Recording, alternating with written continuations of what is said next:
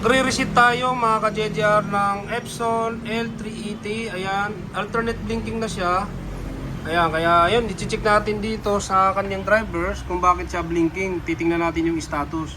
Ayan, kailangan naka-install yung printer nyo para magkaroon kayo ng maintenance. Ito. Ayan, punta tayo dito, tapos yung status.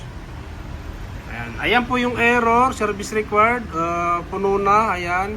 Kaya gagawin natin, re-reset natin. Kailangan natin ng resetter. Ngayon, bago kayo mag-reset, check nyo rin kung may piniprint, pending. Ayan, wala naman, kaya close na natin to. Punta tayo sa resetter, ayan. Ito yung resetter, sundan nyo lang po.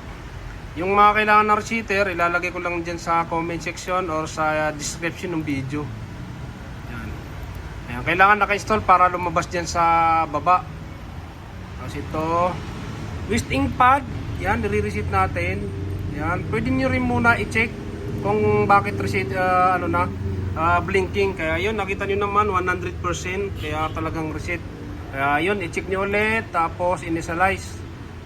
Yan, pagkatapos nyan, magpapa-restart yung printer. Ayan, pagka ganyan error, may pending yan, ang gagawin nyo, alisin nyo lang yung USB, tapos ibalik nyo. Ayan, tapos punta kayo dito ulit sa resetter, communication, no? Ganun yun. Ayan, i-check nyo ulit, tapos initialize. Ayan, kung makikita nyo, tutuloy na yan, no? Diba? Ganun lang, tapos re-restart ulit yung printer. Ayan. Ayan.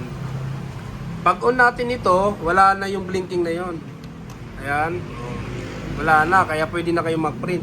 Nagkakaroon minsan ng communication error, o kaya minsan naghahang yung resetter natin. Minsan naman not responding. Nangyari kasi yon kasi bago kasi ito mag-error service required, siyempre nagpo-print kayo eh. Tapos yun, naabot na pala ni maximum page count, nag-error. Ngayon yung pending, naiwan doon sa print drivers niya. Kaya kailangan alisin nyo. O kaya, yun yung ginawa ko. Kung wala namang pending at naka-install naman yung printer nyo, alisin nyo lang yung USB port, tapos ilagay nyo lang ulit. Tapos yun, reset nyo lang ulit. Ganun lang, yan. Na-try natin mag-print para makita nyo yung nagpo-print na. Try natin mag-print. Punta tayo dito sa... Yan, punta tayo dito sa driver niya. Tapos, print tayo. Yan, no, cell check. Print. Ayan, try natin mag-print na makikita niyo nakakapag-print na. Ayan, no.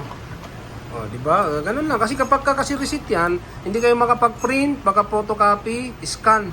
Yan, kaya yun, ganun lang mag-reset nito. Kaya wag niyo pong kalimutan i-like, i-share yung ating video. Maraming salamat. Yan, okay naman, no. Kaya ready to pick up na.